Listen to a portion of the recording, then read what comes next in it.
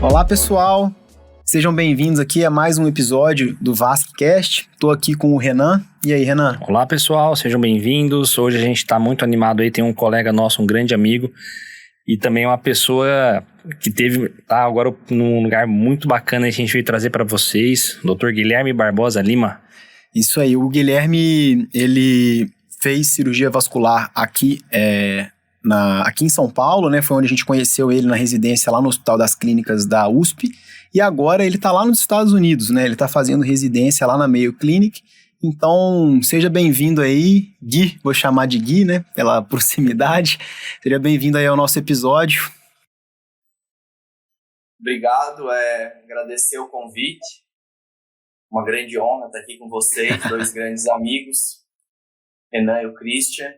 A gente se conhece, claro, de longa data. Eu tenho boas memórias, não sei se vocês têm. Temos. Memórias. Com certeza. O Gui, para quem não sabe, foi nosso preceptor, né? Então a gente nem pode falar vivia que não. muito tempo junto. Bom, ô Gui, vamos começar aqui. Conta um pouco pro pessoal aí que tá ouvindo, né? Um pouco da sua trajetória, pro pessoal te conhecer. Claro. Bem, em primeiro lugar, eu queria falar que tudo que eu falar aqui hoje, né? São tudo, de fato, opiniões minhas e não refletem absolutamente em nada convicções ou opiniões das instituições que eu vou citar aqui durante essa conversa. Então, eu sou natural de Florianópolis, né? Minha família está toda lá. Eu fiz faculdade na Universidade Federal de Santa Catarina.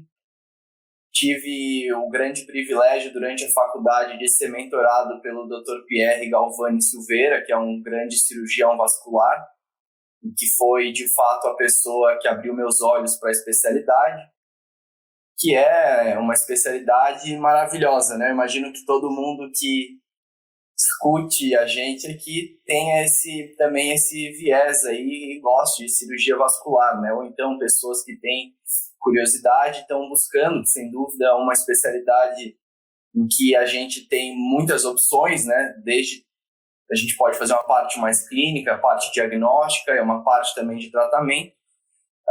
Então, é uma especialidade muito completa e, com certeza, muito gratificante também. Depois desses 6 anos fazendo faculdade em Florianópolis, eu acabei indo para São Paulo, onde nos conhecemos. Então, eu fiz residência de cirurgia geral e de cirurgia vascular no Hospital das Clínicas, né, Universidade de São Paulo. E depois tive também a honra de ser o preceptor do serviço de cirurgia vascular, o professor Nelson Delucci e o professor Pedro Poeste Leão, um dos meus grandes mentores durante a residência em São Paulo. E o que aconteceu assim, na minha trajetória, que é um pouco diferente da maioria das pessoas, dos meus amigos, dos meus colegas, é que quando eu terminei a minha residência, na verdade a preceptoria, né, o 5º ano de treinamento no Brasil, eu tive vontade de fazer um ano de pesquisa fora do país. E eu acabei conhecendo o Dr. Gustavo Oderich, que era, na época, um cirurgião vascular, era o chair da Mayo Clinic naquela ocasião, em 2019, quando eu o conheci. E acabei entrando em contato várias vezes para tentar, de fato, um fellowship, mas um research fellowship de 1 ano, né? Uhum. E o meu grande objetivo era iniciar uma linha de pesquisa, que é algo que eu sempre gostei. Como eu falei anteriormente, comecei a fazer isso durante a faculdade com o Dr. Pierre, mantive-a dentro do possível durante a residência, mas realmente não era algo fácil, né? A carga horária, Claro, sim. era super alta, tal, difícil de conciliar pesquisa e residência. Então quis fazer esse ano a mais aí e felizmente consegui uma vaga de Research Fellow com ele, né? Uhum. E qual que é? Querem me interromper, porque eu vou continuar falando. Pode, não, pode falar. Conta pra gente um pouco, assim, o que é esse Research Fellowship. As opções são basicamente o Research Fellowship e o Clinical, né? Perfeito. Quais são as diferenças? Claro, vou vou chegar lá. Então, eu acabei me interessando mais por um Research Fellow. Eu tinha o interesse de começar meu doutorado, que eu terminei agora em junho desse ano, né, há 2 meses atrás. Fiz pela Universidade de São Paulo, com orientação do professor Nelson Delucci, aí também com orientação do Dr. Gustavo Odrich, com quem eu estava trabalhando aqui.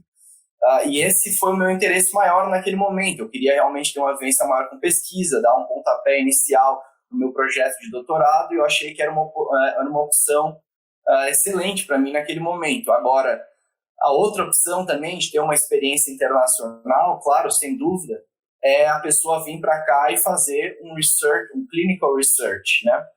Um clinical fellow. E tem também a opção de fazer as duas coisas combinadas, né? Tem alguns programas que são 2 anos e é 1 ano de research e 1 ano de clínico. E, assim, as opções são infinitas, né? Acha-se, encontra-se tudo. No meu caso, eu não tinha a validação do diploma. Antes de começar a residência na Universidade de São Paulo, o fato é que eu comecei a estudar, inclusive, eu não comecei a estudar, eu comprei material para estudar, eu pensei em fazer residência fora do país, eu tinha feito alguns estágios durante a faculdade fora, mas família toda no Brasil, eu gosto do Brasil, obviamente. Claro. Eu não queria, a princípio, vir para os Estados Unidos fazer residência, eu queria fazer residência no Brasil. E por isso acabei fazendo toda a residência, etc. E aí tinha essa vontade de explorar e ficar 1 ano a mais fora, e foi o que eu fiz. Então, para mim, naquele momento, aquilo era válido, né? Era o que eu estava buscando, realmente era esse ano de pesquisa. Mas então você já tinha, desculpa te interromper, mas você já tinha uma ideia antes de fazer alguma coisa fora do Brasil? Você tinha esse interesse já? Eu tinha, e inclusive antes de começar a residência, em algum momento eu quis fazer a residência fora do país, e acabei voltando atrás e decidi que naquela ocasião, naquele momento, o melhor para mim era ficar no Brasil, porque eu sabia, conversando com outras pessoas, o que eu escutei muito é que quem faz residência fora do país dificilmente volta. Né?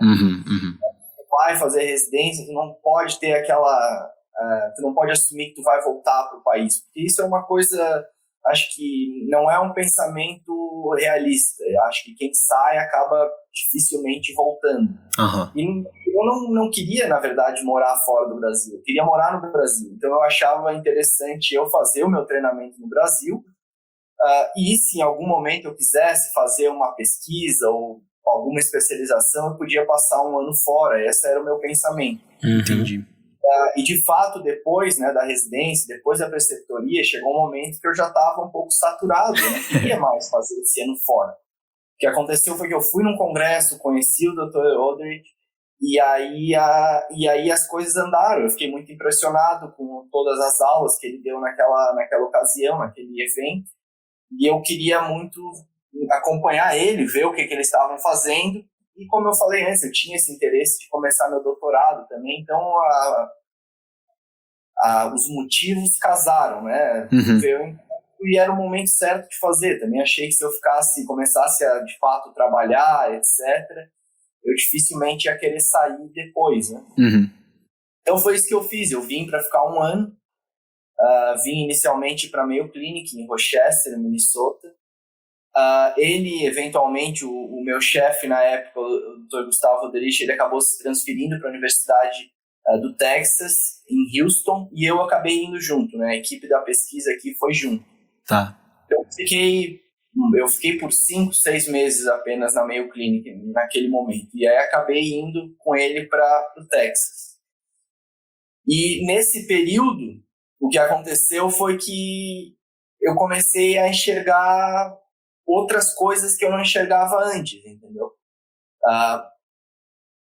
De um ponto de vista profissional, começou a me despertar essa vontade de ficar, principalmente o fato deles terem aqui numa instituição acadêmica, né, e aonde eles trabalham, essas pessoas que eu tive mais contato, esses cirurgiões vasculares, eles trabalham numa instituição acadêmica, e nessa instituição eles conseguem fazer absolutamente tudo. Eles têm um trabalho só, né? Eles têm um emprego. Nesse lugar, eles conseguem cuidar muito bem dos pacientes, eles conseguem, né, fazer educação, então eles têm contato, obviamente, com os residentes, têm contato com a equipe de pesquisa, e, claro, eles têm a possibilidade de fazer pesquisa, né?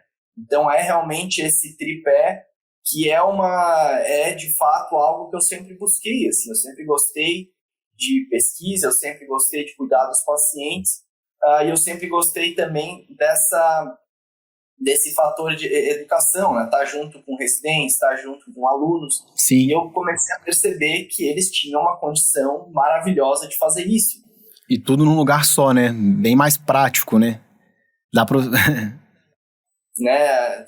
Bem, a gente sabe como é que é a realidade no Brasil, né? A gente tem coisas que funcionam muito bem, principalmente se quiser fazer uma vida totalmente voltada para o privado, eu acho que talvez seja uma situação mais cômoda, mas para as pessoas que buscam uma carreira acadêmica, não é fácil, né? Não é Sim, fácil não. ter recurso para fazer pesquisa e ter que cuidar dos pacientes em outro lugar ao mesmo tempo e ter vários empregos em vários hospitais. Eu comecei a perceber isso, uma grande vantagem que eu via aqui. E isso começou a me despertar uma vontade de fato de ficar. E obviamente, né, que eu conheci uma pessoa que hoje é noiva. Então, assim, juntou o útil ao agradável, né? Eu estava gostando dessa questão profissional. Eu acabei conhecendo a minha noiva aqui. Aí, pronto. Então, ela é brasileira, ela na verdade, ela nasceu aqui, mas foi criada no Brasil. Mas acho que também a vontade maior dela é ficar. Ela é residente aqui também em Houston atualmente. Ela não veio ainda para Rochester comigo, ela vem no ano que vem. Uhum. Mas, então a gente conversou e acho que foi uma decisão difícil, né? Claro. Já tendo feito 5 anos de residência praticamente, né? O 5º ano de preceptoria. Já está certificado, né, para trabalhar no Brasil, mas naquele momento eu achei que era a decisão certa para mim por questões tanto pessoais quanto profissionais, né? Entendi.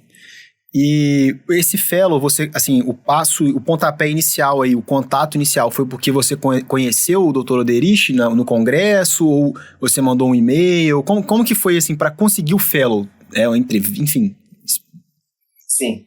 Bem, para conseguir um fellow de pesquisa, varia, para falar a verdade, mas eu diria que o ideal é sempre tu falar com a pessoa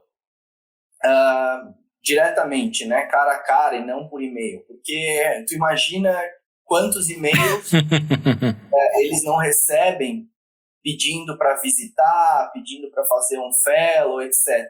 Sim. E eles tentam atender, até bastante...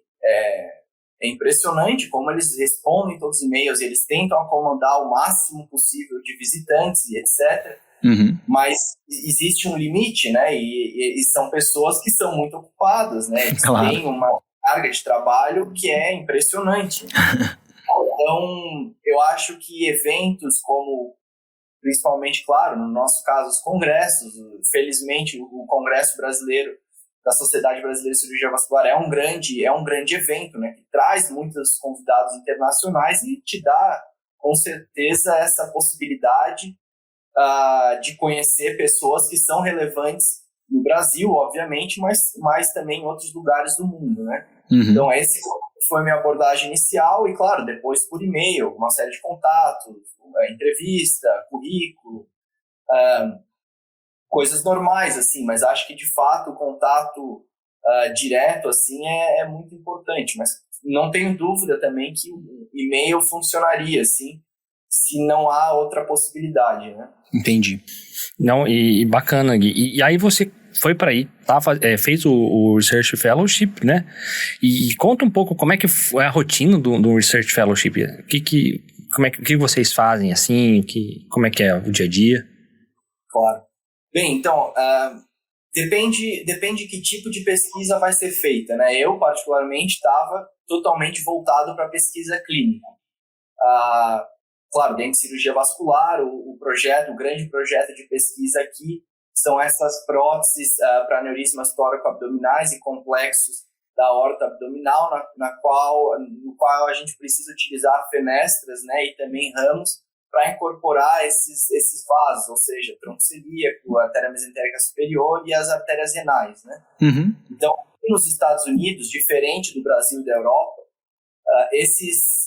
alguns desses dispositivos, aliás, nenhum desses dispositivos, ele é liberado comercialmente, com exceção de um dispositivo da Cook, que é a Ziphen, que ela é liberada comercialmente, mas que não consegue tratar aneurismas tóraco-abdominais, consegue tratar aneurismas complexos da aorta abdominal.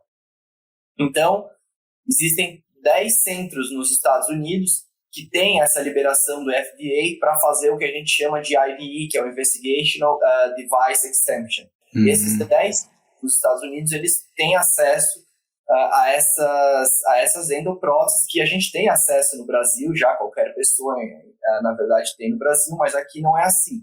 Então, nesses 10 centros que têm acesso a essas próteses aqui nos Estados Unidos, eles têm um database que é feita uma coleta prospectiva dos pacientes, né? Todos os pacientes que vão receber esse tipo de cirurgia e essas próteses, eles têm que ser incluídos no estudo. Do contrário, eles não podem ser tratados dessa forma. Nossa. Então, esses centros nos Estados Unidos são muito fortes para pesquisa de correções de aneurismas tóraco-abdominais, etc., próteses fenestradas e ramificadas. Né? Praticamente te obriga, né? Tem um volume enorme, porque escoa do país inteiro para esses 10 centros, e eles têm informações, dados desses pacientes que são colhidas de forma prospectiva. Então, isso é uma fonte, é ouro isso para fazer pesquisa, né? Claro. Seguido de forma prospectiva, de forma muito controlada, em poucos centros. Então, é realmente uma fonte sem precedentes para fazer pesquisa nessa área, né? Então, por isso que, felizmente, eu estava num desses centros e consegui publicar muito, né, nesse período que eu estive com ele. Agora, isso é a pesquisa clínica, claro, depende da área que a pessoa vai, pode fazer qualquer tipo de pesquisa clínica, né? Não precisa fazer com um dispositivo, pode fazer com um medicamento, pode fazer revisões retrospectivas dos pacientes, etc., né? O céu é o limite, pode fazer meta-análise, depende, claro, do programa, do teu orientador e etc. Agora, a outra questão são pesquisas de áreas básicas, né, que eles têm muito aqui também. E aí tu acaba indo para o laboratório, e aí pode trabalhar com célula, pode trabalhar com animais, aí varia muito, de fato eu não tenho um conhecimento tão grande a respeito. Tá. Não foi o que eu fiz, mas é também uma possibilidade grande, e muita gente vem e faz isso nos Estados Unidos, não só da área da medicina, né, mas de várias áreas de ciências biológicas. Né? Entendi. E você tem, além fazendo esse Research Fellow, você tem algum contato também com a parte assistencial ou não? Ou é só assim, você acaba criando um laço aí com o seu preceptor, vamos dizer assim, você o acompanha? Como que funciona isso? Perfeito. Então, como tu faz pesquisa clínica, especialmente num centro que faz pesquisa prospectiva, tu acaba acompanhando a clínica, né? Porque quando o paciente vem no ambulatório, a gente vai lá e faz o consentimento, faz algumas medidas que precisam ser feitas, faz as medidas da tomografia, vai para o centro cirúrgico, acompanha o paciente, depois vai na UTI ver como é que o paciente está indo. Então, acaba tendo, obviamente, um contato clínico, e isso é excelente, porque tu ganha dos dois lados, tu faz pesquisa, mas tu ainda está vendo como que é feito, como são os protocolos, um dos maiores serviços desse tipo de cirurgia do mundo, né? Então, Sim. Isso é um grande bônus do que eu fiz. Agora, ainda que que alguém não esteja num centro, eu imagino, que faça esse tipo de pesquisa, eu tenho certeza que existe sempre a possibilidade de acompanhar as cirurgias, de acompanhar na clínica, nos ambulatórios. As pessoas, em geral, são abertas para as equipes de pesquisa, especialmente alguém que é da área da medicina de fato, ou que é médico, ou que está querendo vir para cá fazer alguma residência e está fazendo uma experiência de pesquisa, que é algo comum antes de entrar para uma residência. Sim. São situações que, apesar, então, de não estar lidando diretamente com o paciente, que tem essa possibilidade ao teu alcance, né? Não, muito, muito legal. E para fazer o Research Fellowship não precisa ter os steps, né? Não precisa ter o diploma validado.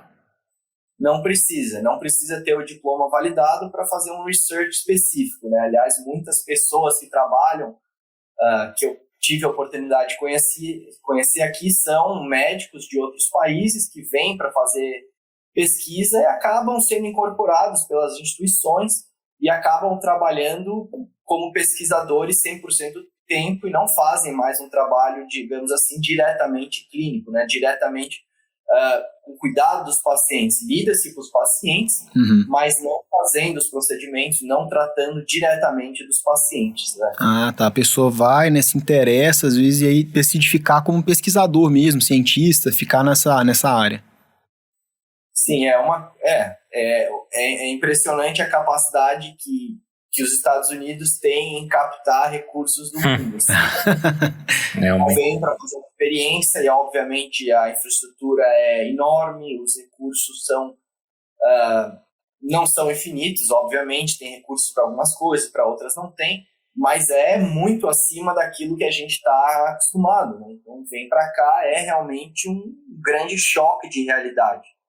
E isso pesa muito, né? E muitas pessoas acabam ficando, né? Muitas, de todos os lugares do mundo. Agora, um assunto que eu acho interessante a gente conversar também, obviamente que a gente já está aqui com alguns 24 minutos de conversa. Não tem limite. Né? Por favor. Eu tenho, acho que existem pessoas com uma situação parecida com a minha, que fizeram residência no Brasil e quiseram vir para cá para fazer outra residência para morar, trabalhar nos Estados Unidos, ou seja, outros países do mundo. Mas existem pessoas também que fazem faculdade no Brasil e querem vir fazer residência nos Estados Unidos, né, de uma forma direta, assim como eu quis em algum momento e mudei de ideia, né? Sim. E eu acho que é bacana, talvez, explicar um pouco como que é esse processo, né? De uma forma... É um processo um pouco complexo, mas é totalmente... É possível. Tem muitos brasileiros, tem muitas pessoas aqui de outros lugares do mundo que vêm para cá e são residentes das melhores instituições dos Estados Unidos. Ainda que não sejam... sempre vão ser vistos como... estudantes de medicina fora do país, existe uma sigla até, etc. Mas isso não impede essas pessoas de darem match, como a gente fala aqui, de serem aceitas em grandes instituições. Entendeu? Isso não é uma verdade. Muito antes, pelo contrário, né?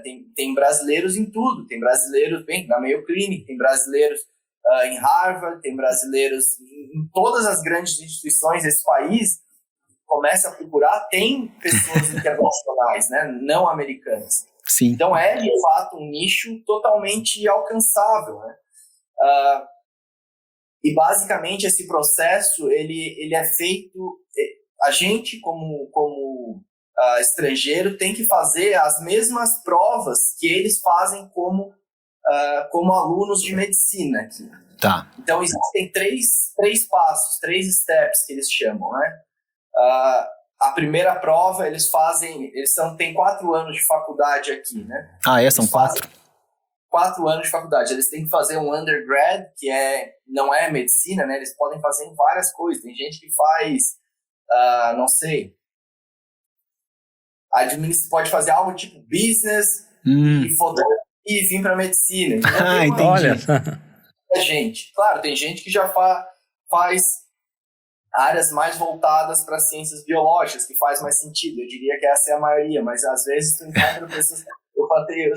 Esse exemplo que eu citei, obviamente, não é verdade, mas eu quis dizer que não sempre a pessoa parece que vem num caminho para fazer medicina. Entendeu? É um pouco diferente assim, a realidade da nossa. Legal.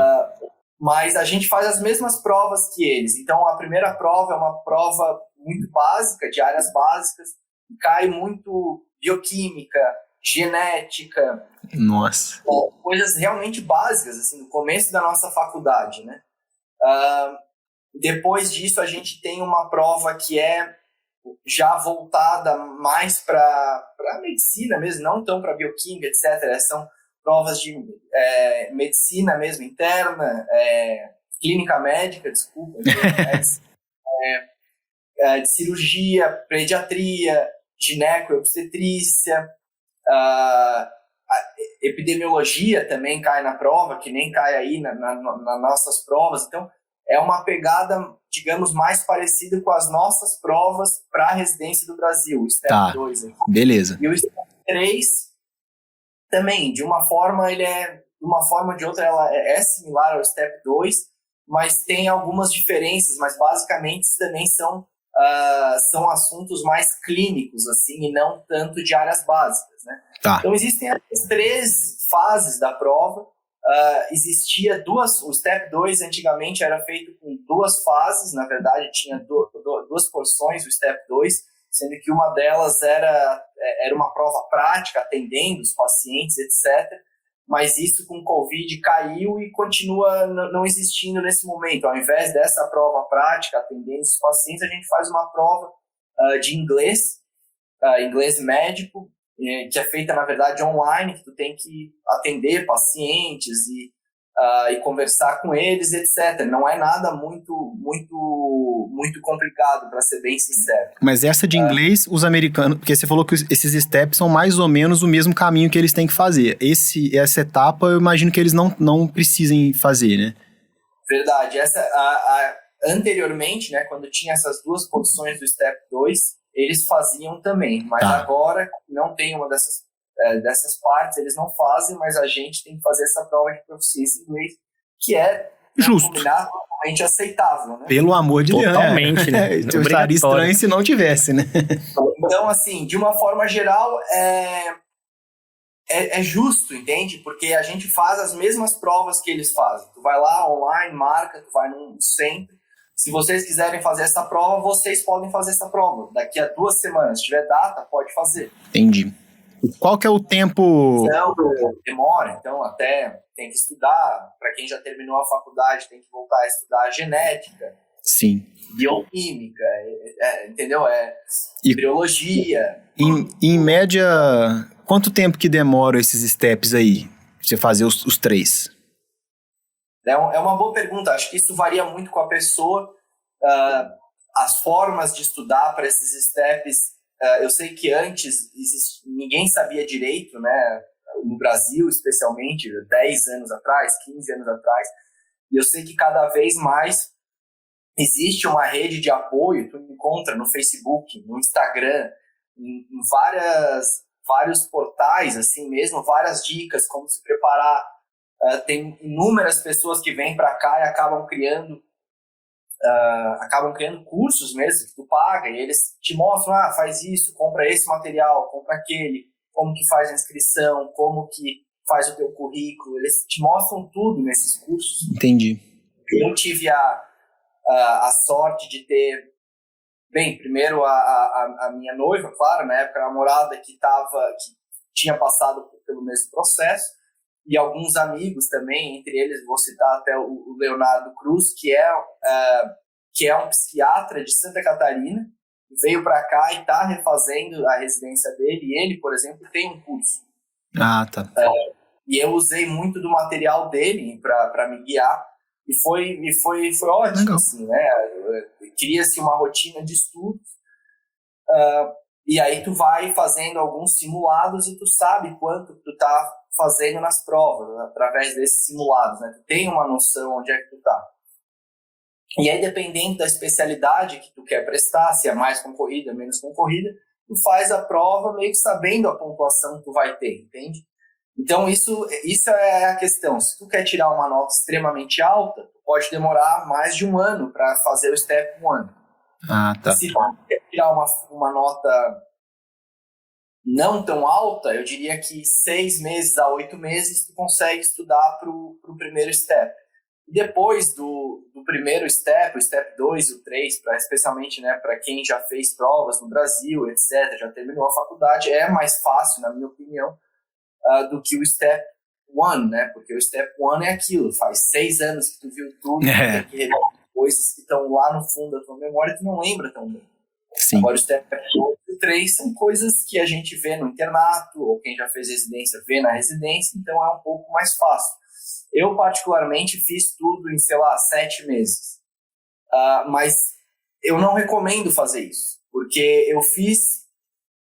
eu já tinha uma residência no Brasil, eu estava terminando meu doutorado, eu tinha muita publicação, então eu achava que apesar eu ia ter cartas de recomendação forte, que é um fator super importante aqui, então eu achei que eu tinha uma chance boa, tendo visto o meu currículo, de conseguir uma vaga de residência, né? Entendi. Bem, infelizmente deu certo para mim, mas se eu tivesse me programado antes, né, se eu soubesse que eu queria fazer e não decidido 10 meses antes que eu queria ficar e fazer uma residência aqui, eu teria feito com um pouco mais de calma, isso é o que eu indico. Mas se alguém quiser fazer em 6 meses tudo...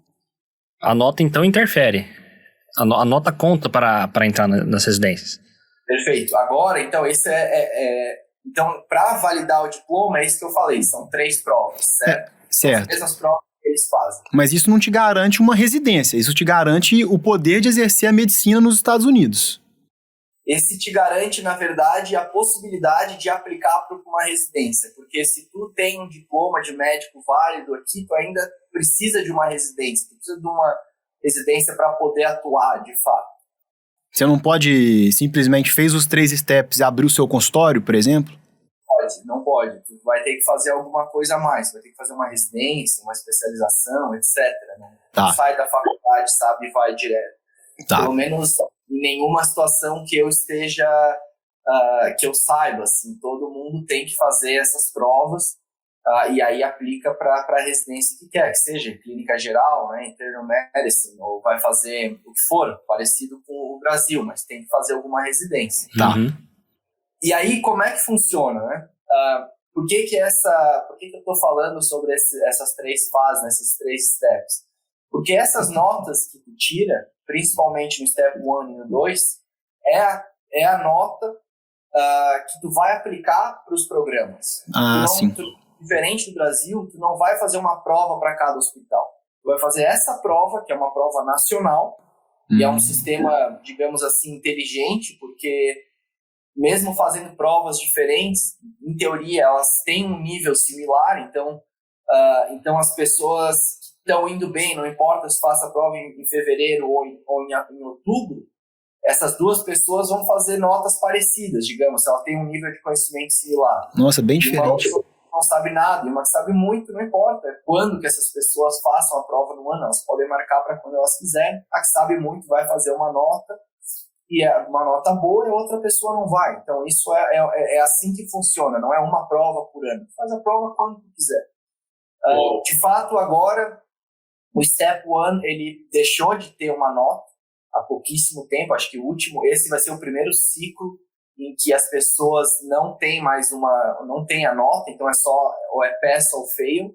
Tá. Então, faz os simulados e vai para a prova agora, né? Para quem vai fazer a prova agora, antes contava muito a nota, agora é pass ou fail.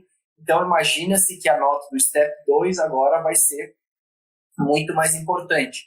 O que, sinceramente, é um benefício para um brasileiro que vem para cá, por exemplo.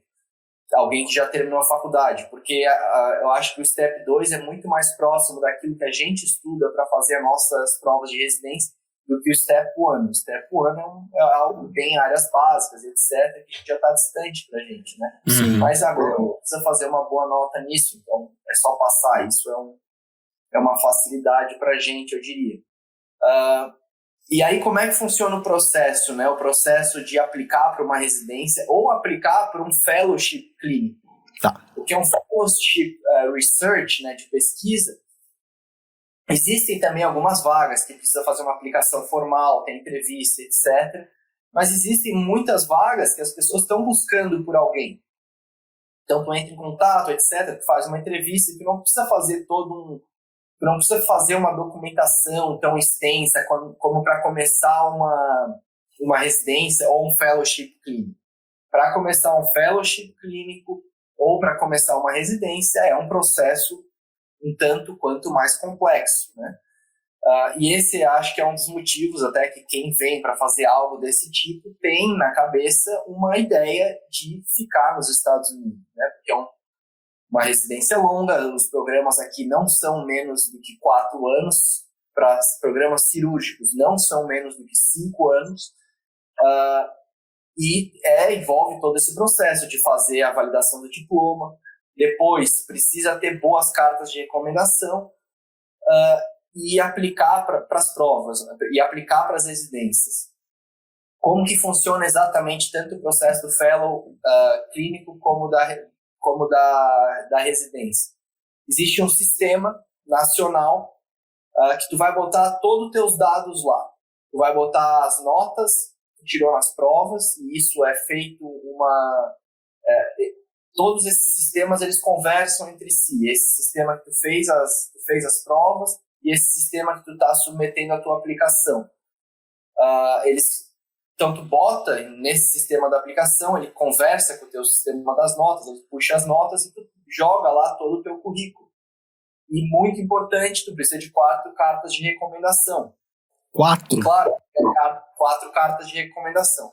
E tu quer 4 cartas que sejam relevantes, tu não quer uma carta qualquer. Claro. Para tu vir para cá, precisa, idealmente, tu ter uma carta de recomendação de alguém que seja reconhecido nos Estados Unidos. Nossa Senhora. O Research Fellow é uma porta de entrada, querendo ou não. Especialmente se tu vai fazer Research Fellow num lugar forte, porque daí tu tem cartas de recomendação dessas pessoas. Claro. Claro, é difícil de ter uma carta de recomendação maravilhosa no Brasil se tu não fez uma residência, né? Eu tive boas cartas de recomendação do professor Nelson e da doutora Grace Mulatti, né? Nossa assistente do HC, chefe do pronto-socorro. Então, eles escreveram boas cartas de recomendação para mim, que com certeza fizeram a diferença, mas também, claro, o Oderich escreveu uma carta de recomendação para mim aqui, que eu não posso ler, né?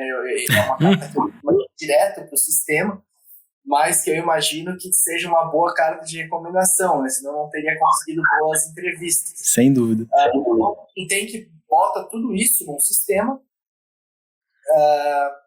e o que tu faz depois disso? Tu basicamente, essa aplicação, tu usa para submeter para todos os programas que tu quer prestar prova de residência, né? Que tu quer ser residente, não sei, tu quer ter uma chance de virar residente lá. Então, existem, acho que há algo nesse momento, um pouco mais do que 80 programas nos Estados Unidos de cirurgia vascular direto, são 5 anos de programa. E a outra opção é fazer 5 anos de cirurgia geral e daí 2 anos de fellowship clínico em cirurgia vascular. Essas são as 2 opções para se formar cirurgião vascular nos Estados Unidos.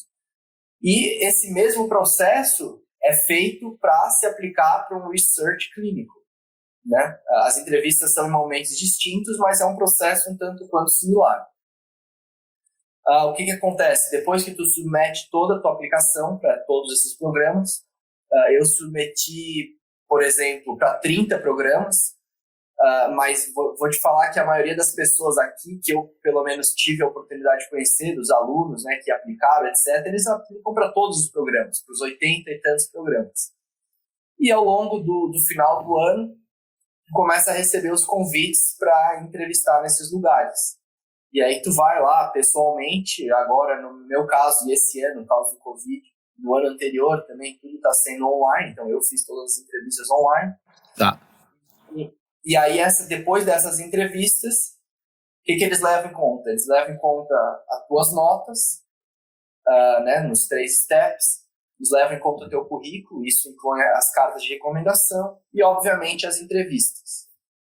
Passado esse momento, o que as instituições vão fazer? Elas vão fazer uma lista com todos os candidatos em ordem decrescente, do primeiro ao, sei lá que candidato que eles vão listar, dos que eles mais gostaram. O nosso favorito foi essa pessoa, depois esse, depois esse, depois esse. Cada candidato, por sua vez, vai listar todas as instituições que ele aplicou e que ele entrevistou, obviamente, que são aqueles que ele tem chance. Ele vai aplicar, essa foi a que eu mais gostei, depois essa. Então, tanto o candidato quanto a instituição fazem eles fazem a ordem de preferência deles. E aí existe um algoritmo, que eles chamam de match aqui, eles tentam aproximar o máximo possível a vontade das instituições e dos residentes. Em primeiro lugar, na verdade, o que é levado mais em conta nesse algoritmo é a vontade do residente, mas é um conjunto de fatores, né? Nunca vi isso. Nunca vi a vontade do residente ser levada em conta. Isso aí é uma coisa quase que possível. Não, é um sistema muito diferente pra gente, né? Eu lembro que isso, quando eu pensei em fazer residência aqui, há muitos anos atrás, era uma coisa que me assustava, porque eu falava, nossa, eu posso, né, não dar match em lugar nenhum, eu posso acabar em qualquer lugar, eu não quero ir pra qualquer lugar, eu quero ir pra uma boa instituição, né? Eu fiquei meio assustado aqui também. Mas agora o fato é o seguinte, dizem que a partir de 8, 9, 10, se tu tem esse número de entrevistas, tu tá numa situação segura que tu vai conseguir uma residência. Não segura, mas tem uma chance maior, assim, digamos assim. Entendi.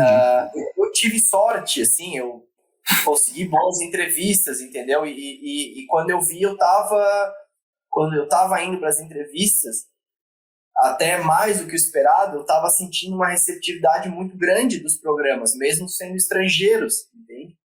E isso, na verdade, é um grande reconhecimento, né? Tu chega aqui, tu imagina que vai ter alguma... Claro. Né? Mas, não sei, é um país muito acostumado a receber residentes, trabalhadores do mundo inteiro, assim, e particularmente eu, né, tive aí fui muito feliz com o match que eu acabei vindo para Mayo Clinic, e essa é uma instituição que tem muito funcionário internacional.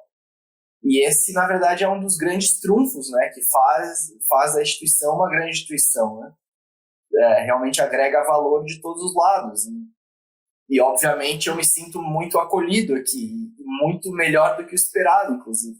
Mas não só aqui, né? Como eu falei antes, eu trabalhei na Universidade do Texas e eu fui extremamente bem acolhido lá também.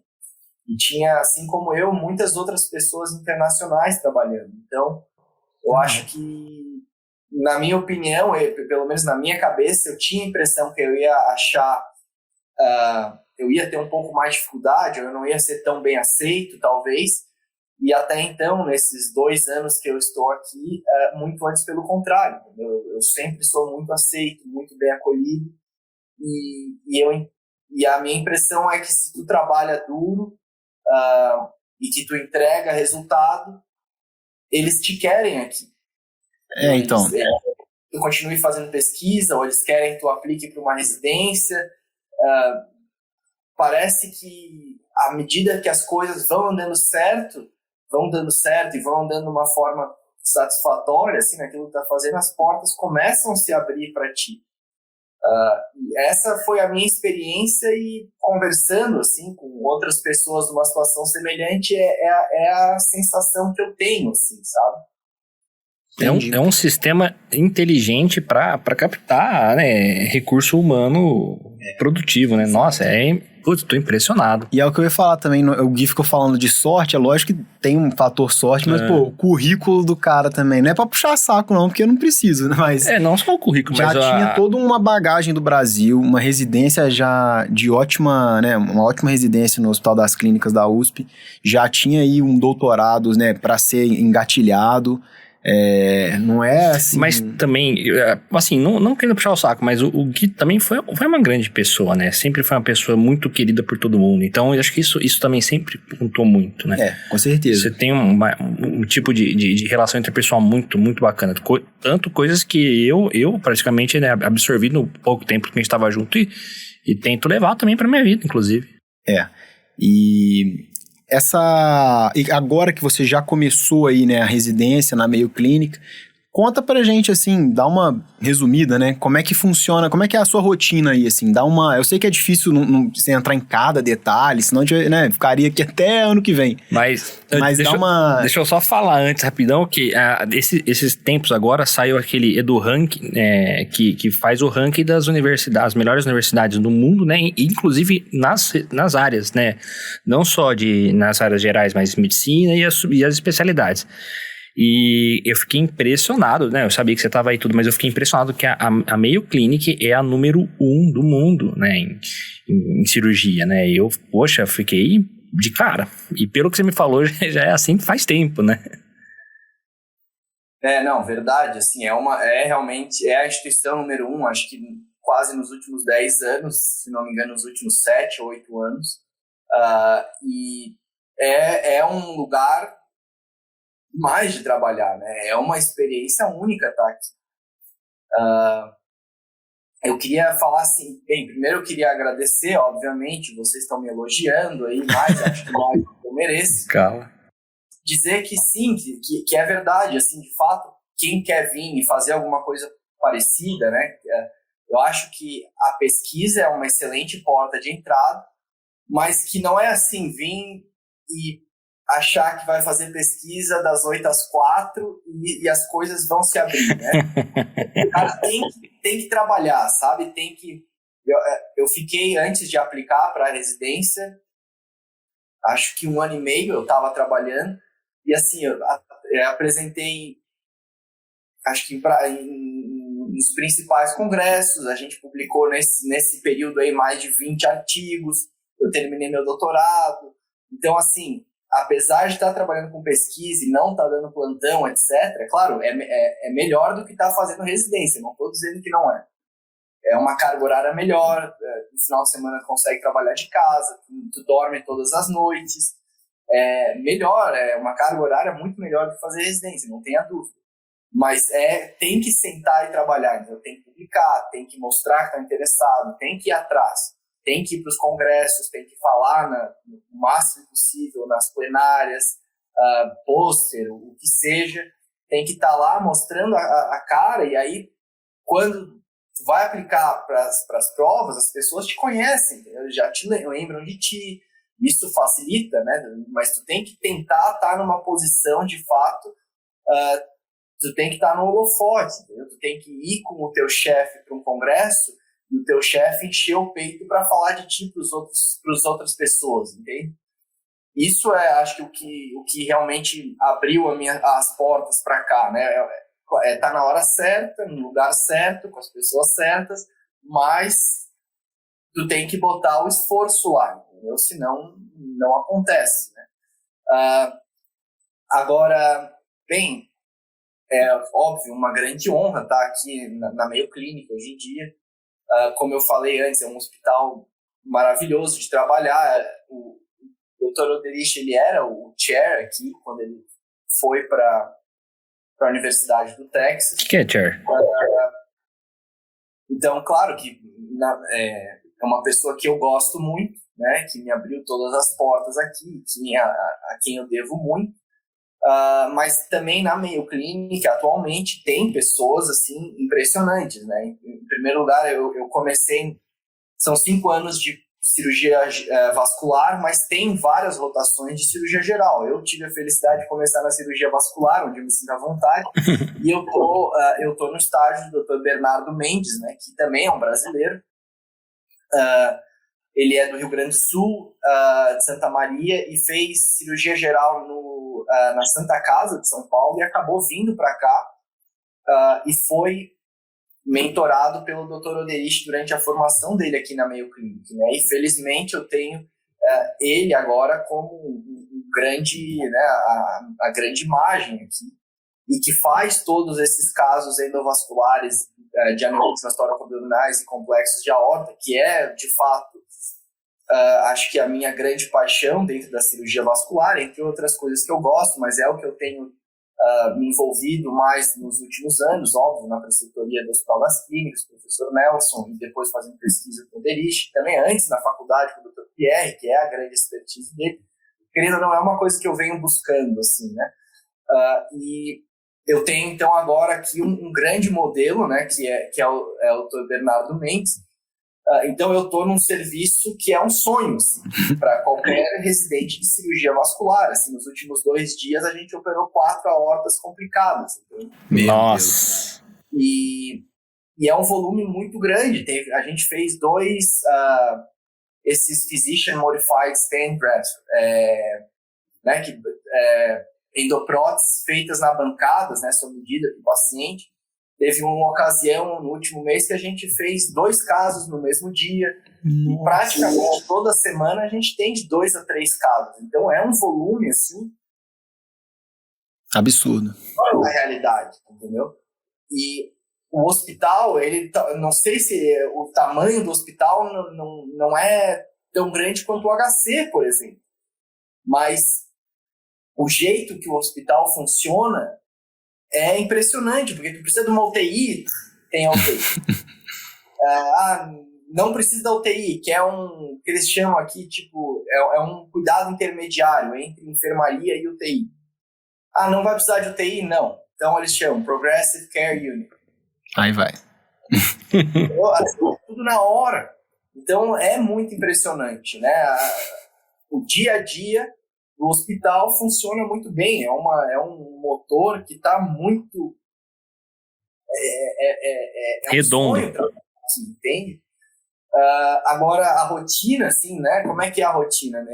Eu tô aqui há 2 meses, então não sei se eu tenho tanta experiência para falar para vocês. O que eu posso falar é mais, obviamente, da cirurgia vascular, que é onde eu tô, não tanto dos outros estágios. Em geral, os residentes vão chegar no hospital normal, sei lá, num dia ruim, eu diria, na vascular, 4:30 da manhã, num dia normal, entre 5 e 5:30, e num dia muito bom, chegam às 6, digamos assim. Mas numa média, eu particularmente chego no hospital, em geral, entre 5:30, 5:15, 5:30 eu chego. Aí passa a visita dos pacientes, né, todos os pacientes. Uma coisa que é sensacional do programa é que o residente está sempre 1 a 1. Então, tu não está rodando com vários assistentes ao mesmo tempo. Está rodando com um assistente. Então, tu fica... Claro, nos primeiros 3 anos é um pouco diferente. Quando é um fellow, né, que já fez 5 anos de cirurgia geral, e tu é fellow e tu tá só na vascular, ou quando tu é o residente da vascular integrado, né, do programa de 5 anos, tu tá no 4º ou no 5º ano. Então, essas pessoas, eles só estão na vascular. E eles estão por meses com o mesmo staff, digamos assim, né?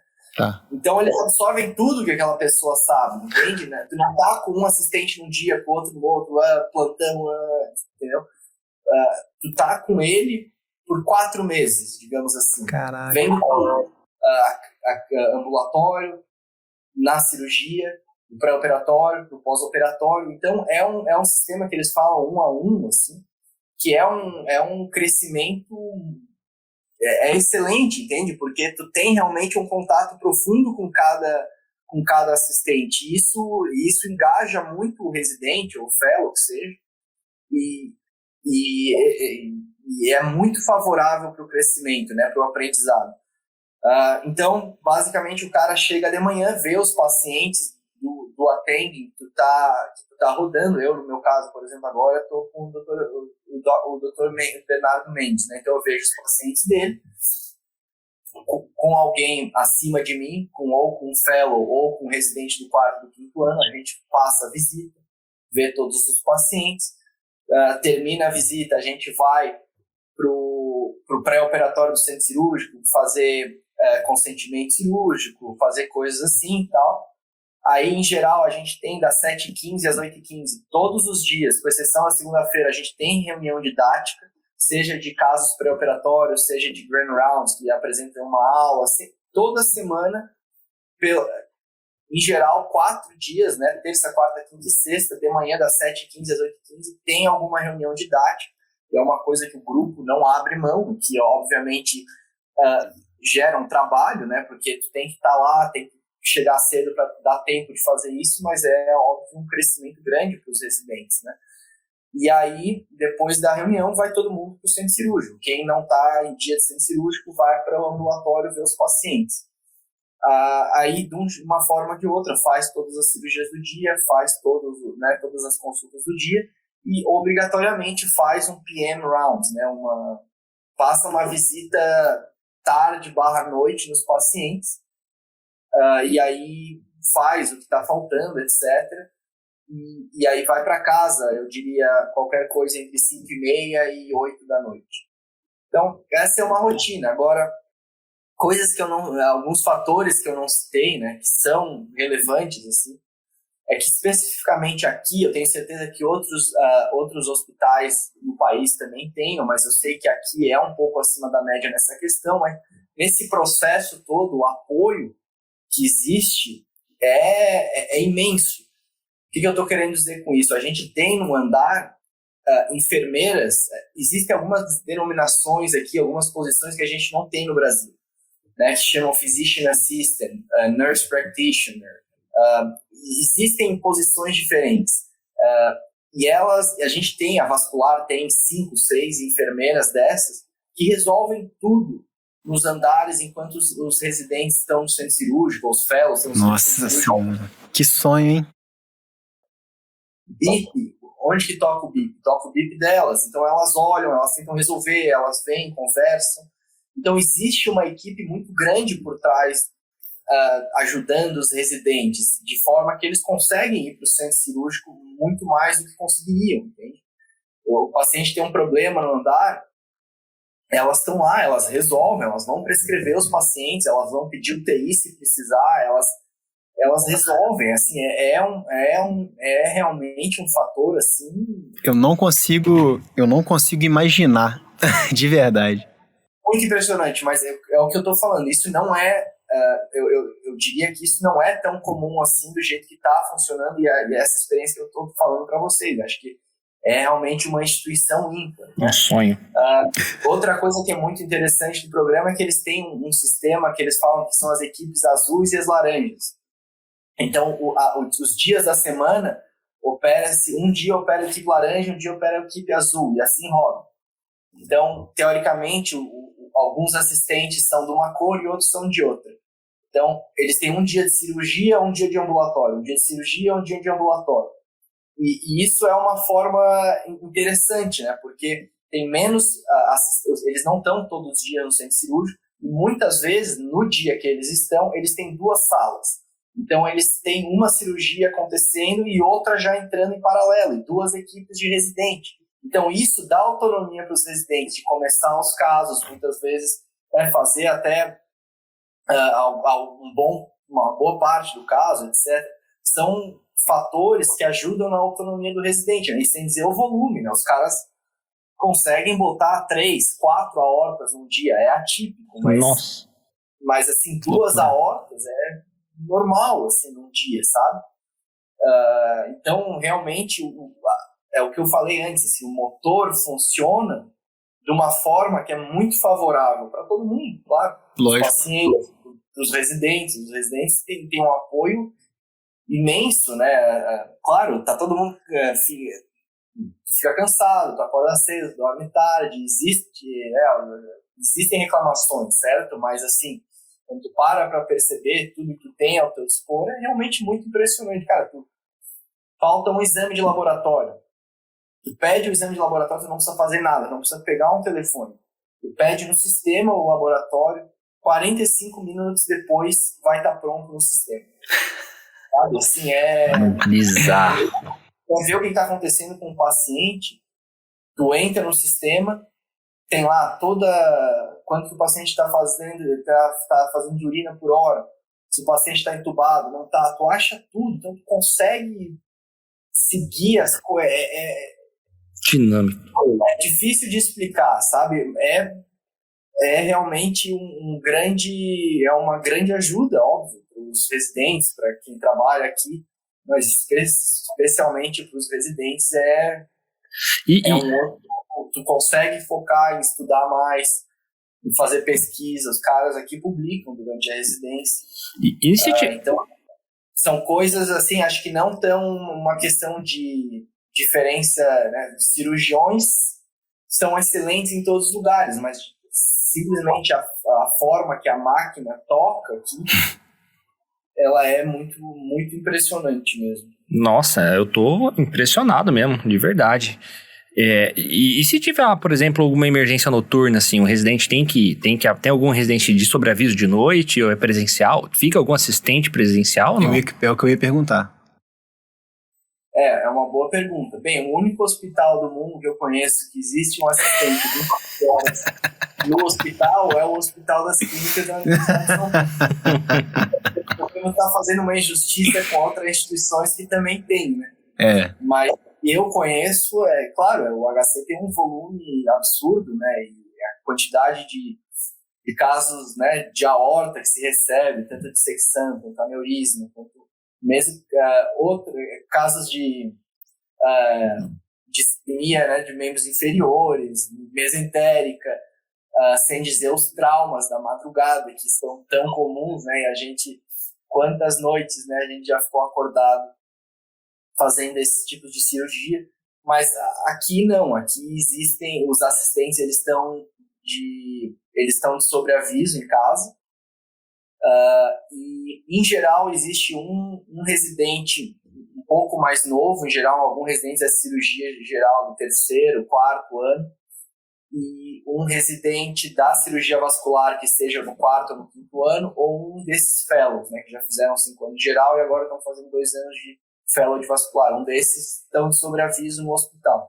Alguns dias não tem esse residente um pouco mais novo, e o fellow daí fica no hospital também, com o BIP e o BIP de todos os serviços. E aí vai resolvendo, normal, né, como acontece aí. Então, tem plantão também, né, como tem aí, tem aqui. E uma questão que é diferente, no entanto, é que como toda a equipe, né, de vasculares do hospital, aliás, isso tanto aqui quanto lá no Texas, funciona assim, a equipe de cirurgia vascular é uma equipe só, não existe uma divisão entre a equipe de salas eletivas e uma equipe de pronto-socorro. Então, os assistentes, eles estão de sobreaviso também, então eles são 7, e aí se dividem, um por semana, no final de semana cada um, no final de semana eles cobrem o final de semana inteiro, mas são as mesmas pessoas, entende? A gente não lida com um grupo de pronto-socorro e um grupo de cirurgias eletivas, digamos assim. É uma equipe só, né? Então isso é uma outra questão que é diferente também daquilo que eu, pelo menos, né, que nós nos acostumamos durante nossa residência. O que mais uma vez alinha, né, o entendimento entre a equipe e as condutas também, né? Sim, pelo que eu tô vendo, assim, é claro, eu tenho certeza que existe uma grande diferença de recursos, né, mas essa parte organizacional, vamos dizer assim, né, de logística, é uma coisa que eu sinto que, assim, daria para ser melhor aqui, sem um grande esforço financeiro, vamos dizer assim, né? Eu acho que falta um pouco, assim, essa parte, dá para organizar melhor aqui, né? Não sei, é difícil. É uma questão muito profunda. Assim. É muita coisa envolvida, né? Por outro lado, também as instituições... tem instituições excelentes no Brasil, né? Claro, não, sem dúvida. Mas a gente acha que a gente talvez também está fazendo uma comparação que não é totalmente justa, que a gente está falando de um serviço privado nos Estados Unidos e comparando com o hospital do Sistema Único de Saúde do Brasil. Com certeza. Claro, ainda mais a Mayo Clinic, né? Não é qualquer hospital dos Estados Unidos. Mas no final das contas é uma comparação injusta, mas também é justa no final. Sim. Porque o hospital ele é feito para quê? Para cuidar das pessoas. Claro. Né? A gente é justa ou não é? Não sei. Mas o fato é que acho que a questão financeira tem uma relevância enorme. Claro. Porque é uma série de fatores, né? A questão dos funcionários virem para o hospital e não terem problema em casa, digamos assim, porque eles têm um retorno financeiro melhor, não precisam trabalhar em vários lugares. Então, talvez isso ajuda, querendo ou não. Existe uma questão cultural aqui que também é um outro fator impressionante, as pessoas te tratam muito bem, entendeu? As equipes são muito cordiais uma com as outras. Entendi. Existe problemas em todos os lugares, tem briga, tem desavenças, mas é menos, sabe? As pessoas tentam ser educadas, as equipes tentam se ligar, tentam conversar sobre os pacientes. Existe uma... Mas mais uma vez, é isso, é uma questão muito profunda, né? Ninguém está tão sobrecarregado. Claro. Eles têm uma enfermeira para um paciente. Nossa. Então. Às vezes uma enfermeira para 2 pacientes. Mas assim, realmente, acho que o número de funcionários para cuidar dos pacientes é muito maior. Então isso gera, acho que talvez um estresse. Talvez o estresse seja o mesmo, mas a capacidade de lidar com aquilo é melhor, né? Claro. Falou tudo. 15. Então acho que a questão financeira ela é importante, né? Sim. Agora também o preço da saúde aqui é muito caro, né? Tu tenha um plano de saúde, depois chega a conta e não é barato também, sabe? Então é diferente, é um sistema completamente diferente. De fato, que fica difícil, né, a gente fazer uma comparação, mas eu concordo com o que o Cris está falando, claro. A gente tem um exemplo muito claro, né, que a gente tem durante a nossa formação é o Instituto do Câncer, né, que faz parte do Hospital das Clínicas, mas eu acho que tem um aporte financeiro melhor também do que as outras instituições, mas é gritante a diferença daquela instituição em relação às outras, né, da organização, da agilidade dos procedimentos, dos exames, etc. É verdade. Legal, Gui. E aproveitando só rapidão essa parte do financeiro, as próteses, os materiais endo aí também são diferentes? Bem, acho que, como eu falei antes, tem coisas que estão disponíveis no Brasil que não estão disponíveis aqui, a não ser se o paciente faz parte de uma pesquisa. Então, isso é uma questão que até eu diria que o Brasil está um pouco na frente, ainda que, pelo menos até onde eu sei, não se faz tanta prótese customizada para os pacientes aí, né? O pessoal acaba utilizando mais próteses multiramificadas de prateleira, né? Uma questão de fatores, imagino eu, claro, a praticidade de ter a prótese ali, a demora da entrega, os pacientes com risco de rotura, e perfeitamente são motivos que são muito válidos, né? Mas, tirando isso, tem, obviamente, um leque de materiais impressionante aqui. E o mais impressionante é a quantidade de materiais que tem no arsenal do centro cirúrgico. Eu não tenho, obviamente, grandes experiências em hospitais privados, mas talvez o suficiente para dizer que tem uma grande diferença, né? Tu vai operar, mesmo num bom hospital privado, tu precisa entrar em contato com a equipe, né, que vai fornecer o material, a equipe vai lá, né, os representantes levam o material, etc. Aqui está tudo dentro do hospital, né? E muito material, muitas opções de fio guia, de catéter, de stent, todas as próteses, não todas, mas as que eles mais usam, pelo menos, estão dentro do hospital. Então, sim, o arsenal cirúrgico aqui, especialmente endovascular, é impressionante. Entendi.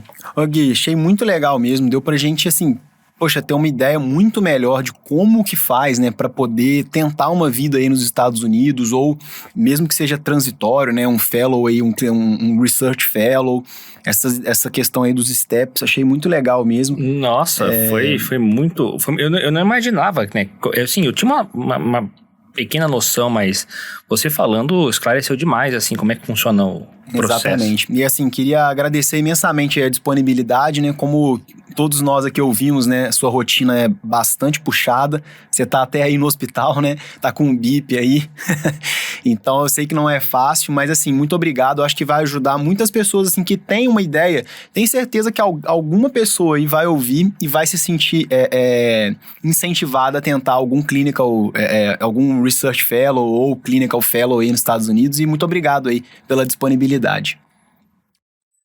Bem, eu gostaria de agradecer também o convite, obviamente. O Cris e o Renan 2 grandes amigos aí que eu fiz durante a residência. Então é um prazer fazer parte desse projeto de vocês. Parabéns pela iniciativa e que vocês colham bons frutos.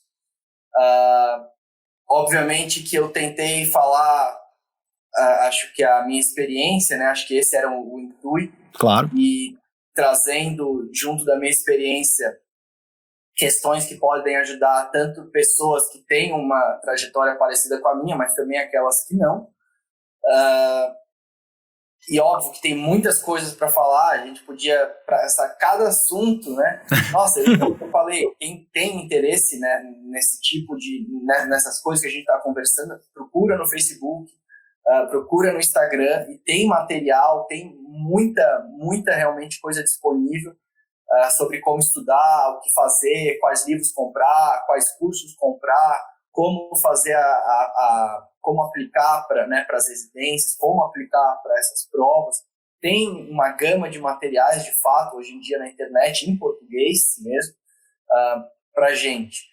E, claro, se eu fosse falar sobre cada aspecto, podia falar esse mesmo 1 hora e tanto que a gente está aqui só sobre o Step 1, ou só sobre o Step 2, ou só sobre o Step 3, ou só sobre a aplicação, né, ou sobre as entrevistas, ou sobre as cartas de recomendação. Cada tópico desses tem muitas coisas a serem discutidas, né? E, obviamente, a gente não tinha o tempo para isso. Então, foi uma conversa mais geral, mas se alguém tiver um interesse maior e não souber exatamente aonde ir para buscar essas informações, eu disponibilizo o meu e-mail pessoal, que é g.bdebola.barbosalima@gmail.com. Esse é o meu e-mail pessoal. Se alguém quiser entrar em contato comigo, eu tenho como passar mais informações.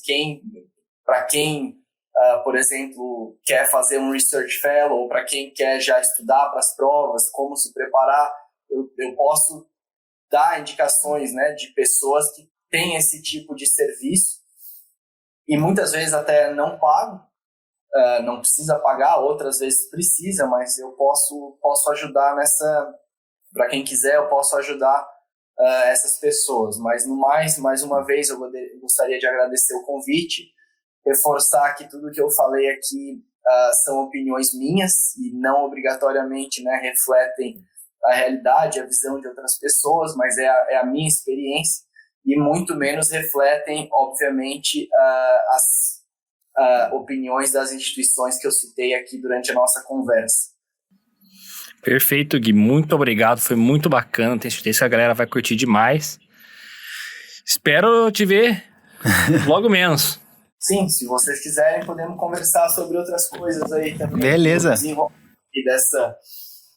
vou estar aqui por 5 anos. Bicho. Com certeza vai acontecer R1, R2, R3. Como é R1, como é R2? Com certeza a gente vai ter um episódio 2 aí com você, Gui. Até a próxima. Valeu, irmão. Um